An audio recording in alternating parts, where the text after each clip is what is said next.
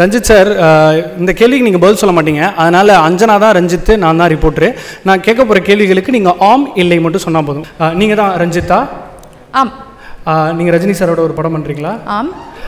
ரஜினி சாரோட படம் பண்ணுற இந்த படத்துக்கான ஸ்கெடியூல் மலேசியாவில் ஆரம்பிக்குதா? ஆம். இதில் ரஜினி சார் ஒரு ஏஜிங் கேங்ஸ்டராக நடிக்கிறாரா? ஆம். ரஜினி சாருக்கு இதில் ஜோடி இல்லையாமே? ஆம். சார், இப்போ நீங்கள் ரெடி ஆகிட்டீங்கன்னு நினைக்கிறேன். இது வந்து ஒரு ஆஸ்ட்ரக்குன்னு சொல்லலாம். மொத்த இண்டஸ்ட்ரியும் சூப்பர் ஸ்டாரோட அடுத்த படம், இயக்குனர் பா. ரஞ்சித். ஆக்சுவலி யோசிக்கவே இல்லை, அது யோசிக்காமல் நடந்தது தான் அது. ஏன்னா மெட்ராஸ் படம் வந்து அவருக்கு ரொம்ப பிடிச்சிருந்தது. 2 முறை பார்த்துருக்காரு. அதுக்கப்புறம் தான் என்னை கூப்பிட்டாங்க, நான் பேசினேன். எனக்கு வந்து கமர்ஷியலாக படம் பண்ண தெரியாது சத்தியமாக. அதுக்கப்புறம் சில விஷயங்கள்லாம் பண்ண தெரியாதுன்னு நான் சொல்லிட்டேன் நான். ஆனால் அது மீறியும் வந்து சார் என்னை கூப்பிட்டு நீங்கள் பண்ணுங்க அப்படின்னு சொல்லிட்டு சொன்னார். எனக்கு வந்து முள்ளும் மலரும் காளியை ரொம்ப பிடிக்கும். அந்த காளியை நான் திரும்ப கொண்டு வரணும்னு நான் ட்ரை பண்ணுறேன்.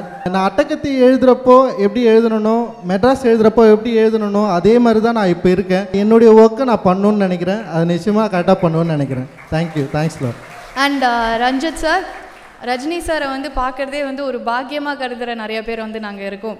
ஸோ அப்படி வந்து நீங்கள் ஆஸ் அ டேரக்டர் அவர்கிட்ட ஒரு கதை சொல்லி அந்த முதல் தடவை பார்க்கும்போது அவர்கிட்டேருந்து உங்களுக்கு கிடைச்ச பாராட்டு இல்லை பிளெஸ்ஸிங், அவர் பேசின வார்த்தை என்ன?